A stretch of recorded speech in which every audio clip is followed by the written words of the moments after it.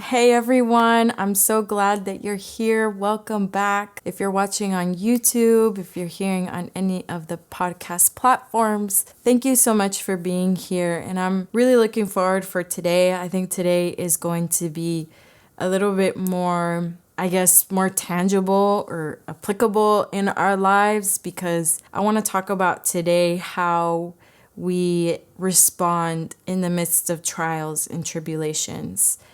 And how we respond to that now in our day, because we all go through trials and tribulations in this life, but also as we start getting closer to Jesus's return and the specific dynamics and circumstances that Jesus talks about, how do we respond in the midst of all of that? And so I'm so excited that you're here. Thank you again for being here, and we're going to get started.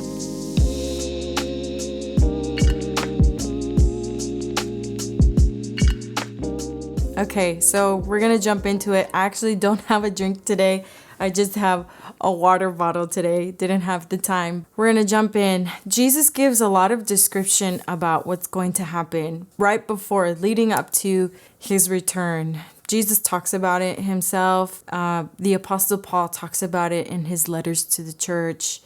Peter, John, and obviously in the book of Revelation, it gives us much more of an overview of what's going to be happening. And Jesus says this in Matthew 24, verse 21. And again, I'm going to leave verses in the description for you to read on your own and the verses that I mentioned here. But Jesus says this phrase that is very important and sobering for us to understand. He says, "For then there will be great tribulation." So in Matthew 24, the disciples are asking Jesus, what are the signs of your coming? What are the signs of you actually being king? And Jesus starts explaining throughout all of Matthew 24 signs of the times before he comes back. And this is what he says in verse 21. "Then there will be a great tribulation, such as has not been from the beginning of the world until now. No, and never will be." So Jesus, when he's explaining about the days leading up to his return, he's saying there's going to be a great tribulation. It's going to be a trial. It's going to be a very trying time for everyone all across the world. And there has never been one like it. And that's really sobering for us to understand and for us to understand the words of Jesus. He's saying this. He himself is describing the last days before he comes back. And he's saying there's never going to be another day, another trial, another tribulation like this. And Jesus explains it even before this verse and after, all throughout this chapter of Matthew 24. He gives all these different descriptions. Jesus says that people will betray one another. You'll see family members betraying one another. And he explains that even in the Gospels. He mentions that brother will betray brother, and a son will betray his father, and a father will betray his son. So there's going to be a lot of betrayal. He says lawlessness increases. He says there's going to be rumors of wars, pestilence, famines, and so many other things that are going to be happening around this time. And you can take the time to read that. I encourage you to read through that in this chapter. He mentions that also in Luke 21 and various other times in the Gospels.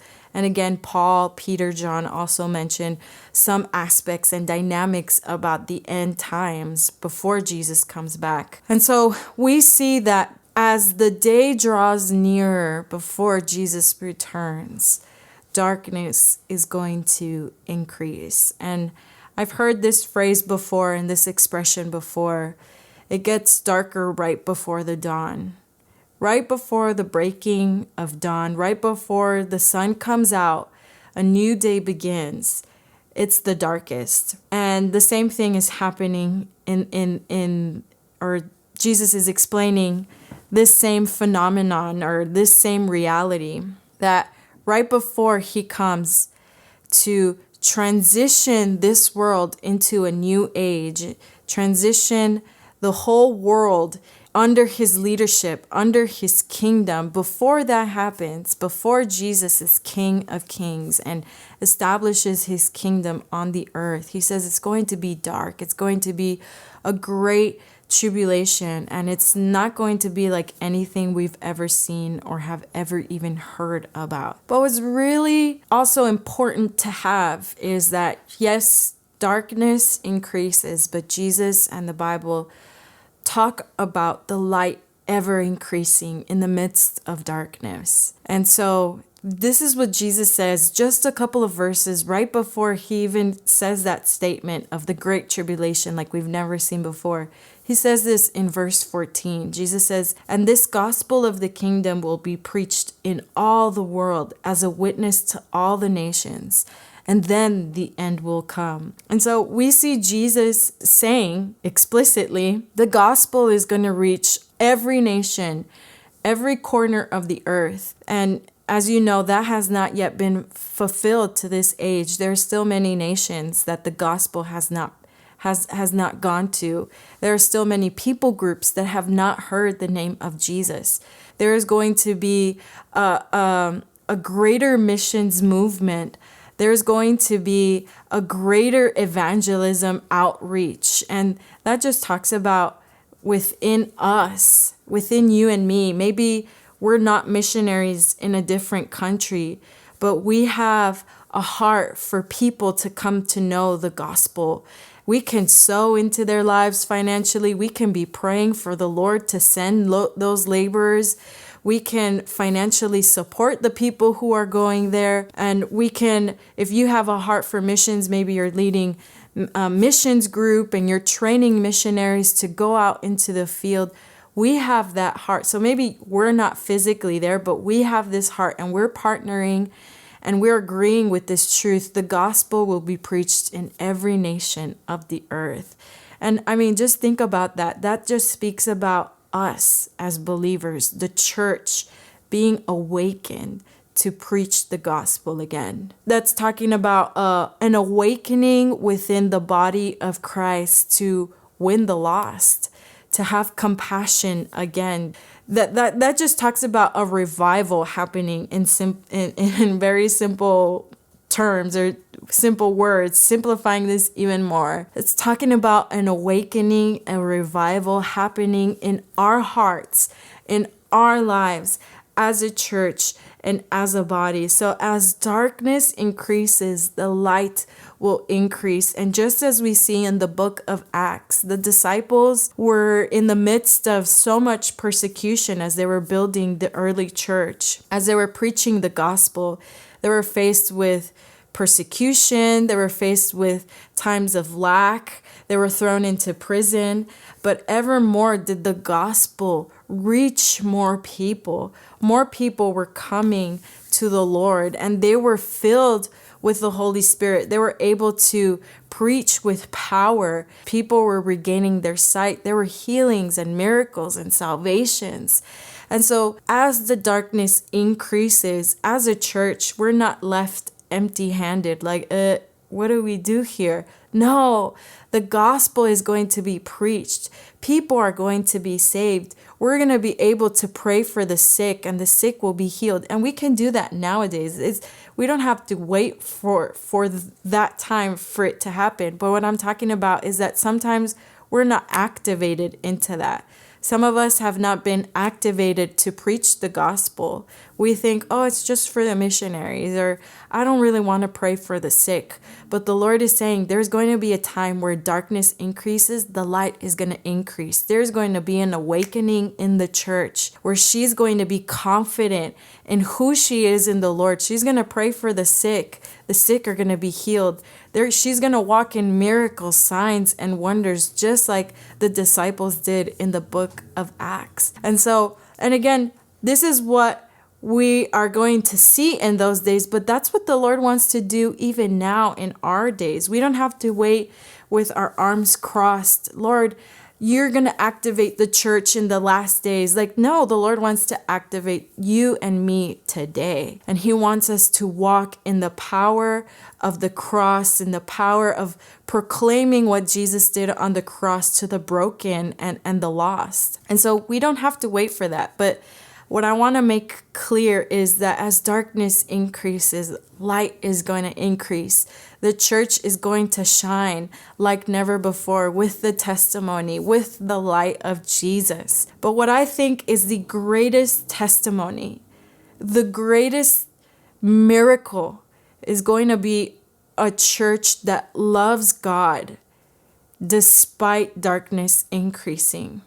What do I mean by that? I think the thing that I admire people in the church the most, like heroes of the faith, are people who have remained faithful even when it was hard, and people who didn't grow bitter when it was hard, people who were still fully in love with Jesus even when they had trials and tribulations.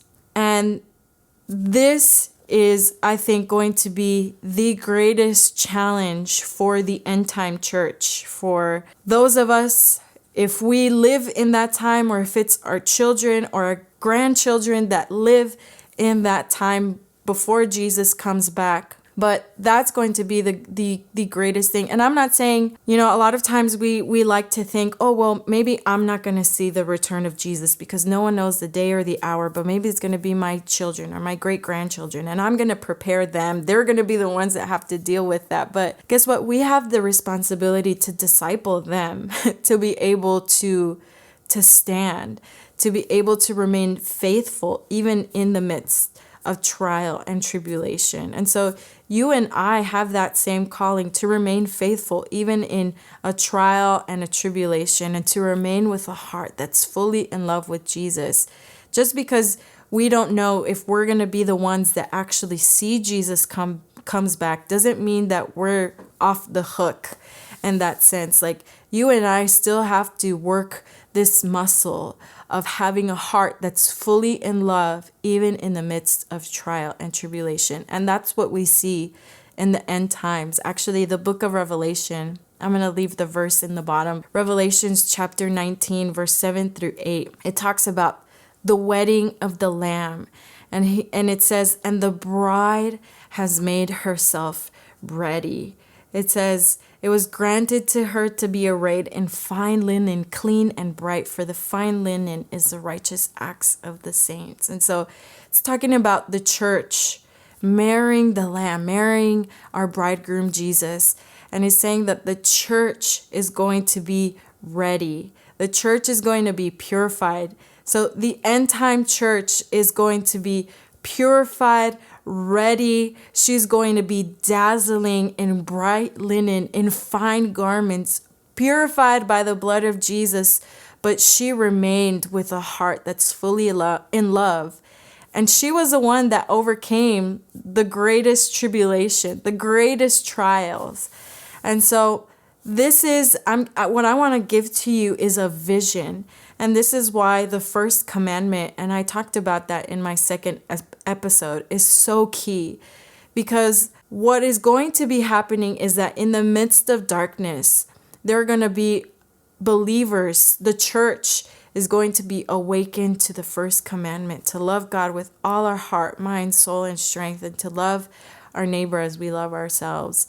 There's going to be an overflow in the church of love and extravagant devotion to Jesus, extravagant obedience to Jesus like we've never seen before. I think that that's the greatest miracle, to see the church walking in the fullness of the first commandment and being a bride made ready. She's going to walk in miracles, signs, and wonders, healings like the book of Acts. Yes, I totally believe that. Even in the midst of darkness, the gospel will be preached. Many will be healed. Captives will be set free. But I think the greatest miracle is when it's a heart fully in love, even in trials and tribulations. And again, we don't have to wait until that time for us to learn how to do that. We go through trials and tribulations now. Nowadays, we all go through trials and tribulations. And I think that that's something that's uncomfortable sometimes to talk about, or to even bring it to mind to ourselves. Like, Jesus never promised Christianity to be carefree and to be simple and without trial and tribulation. Jesus himself went through trials and tribulations and persecutions. And Jesus promises people are going to hate you because of me. And so we're not promised a carefree, trial-free, tribulation-free Christianity ever. And so I think I want to make that very clear right now. We were never called to live a tribulation, trial-free Christianity. We're always going to have trials and tribulations in this life. And I love this verse in James, because what we need to have is the right perspective. Because we think, well, why do we have trials? Why do we have tribulations? Or if I already love God, why does he let these things happen? Or why do I have to go through these things? And James 1 verses 2-4, and I'll have it at the bottom again. He says this, and I love it. He says, "My brethren, count it all for joy when you fall into various trials, knowing that the testing of your faith produces patience. And let patience have its perfect work, that you may be perfect and complete, lacking nothing." And we know this also, the Apostle Paul from Romans 5, he says, we also glory. So he's saying we also have this joy, even in the midst of tribulations, knowing that tribulation produces perseverance, and perseverance produces character, and character produces hope. And that's such an important key verse for us to hold on to and cling on to, even in the midst of trials and tribulations. Because the truth is that trials and tribulations, if we allow the Lord to use trials and tribulations in our lives for him to work in us, he will do it. Trials and tribulations are an opportunity to let the Lord help us grow and encounter him. And that's why I love this verse in James 1, because he says, in the midst of the trial, faith produces patience, and that patience can perfect its work so that you don't lack anything. So the Lord wants to work in us in the midst of trials and tribulations if we allow him to work in us. And I think that's easier said than done. I know that in my own life, going through trials and tribulations, and trials of tribulations include having sickness, when somebody's battling a sickness in their body, a family member, the loss of a family member, the loss of a friend, or betrayal, or rejection. And there are so many different measures of trials and tribulations. And it's painful. It's not easy. I think one way that I have always tried to keep in mind is that the Lord wants to work something in me. When I'm going through a trial, when I'm going through something, my first response to the Lord is not, why did you let this happen? Or why is this happening to me? Or a grumbling or complaining, even though sometimes, if we're honest, sometimes that does come out of us, the grumbling and complaining. But I always try to catch myself and say, Lord, what do you want to work in me? Maybe there's something lacking in me that you want to work out in me. And it's painful, it's hard, but I'm processing that with the Lord. So if I can give you some key points, how to remain with a heart and love for Jesus and awakened even in trials and tribulations, it's we run to Jesus in the midst of trial and tribulation. And we see that in the life of David. David had so many trials. He messed up so many times in his life, and he had so many times occasions where he was mistreated, he was betrayed, he was rejected. And every time David ran to the Lord. And you and I have a choice in the midst of a trial to grow bitter, to grow offended, to grow hardened, or we run to Jesus. And I remember times in my own life where the Lord would remove people or would remove things in my life, experiencing betrayal or rejection. Obviously, this is not to a measure of full-on persecution, but I think the Lord wants to work out that muscle with the day-to-day trials we have now so that we can stand in that day. But when I had these different trials, when I had weakness in my own body, I remember that it was really hard to process those things with the Lord, but the Lord was inviting me to process those things with him, to process how I was feeling, to process the pain that I was going through, and to not run away from him, and to open up my heart, make room for him to speak to me, make room for him to work in me, because I think that we always forget that the Lord actually sees further than what we can. And this is my second point. So we run to the Lord and we allow him to work in us and prune us if he has to. He has to remove distractions. But the other thing is we have to always remember that he is a shepherd. And I think in preparing this podcast, I see now Psalm 23 in a whole different light. The Lord is my shepherd. I shall not want, or I shall not lack. I shall not lack no good thing doesn't just mean I'm not going to lack my necessities, even though it does mean that. But I also feel in the light of what we're talking about, Lord, you're not going to let my heart lack any good thing. You're not going to let me lack in faith. You're going to allow trials and tribulations so it can strengthen my faith. You're praying for my faith, actually. And so I have to remember that he is a good shepherd, that he is a leader, and a shepherd sees further out than what we can. And sometimes only pressure and trials actually resurface the things that are hidden in our hearts, or it resurfaces the things that we don't even know about ourselves.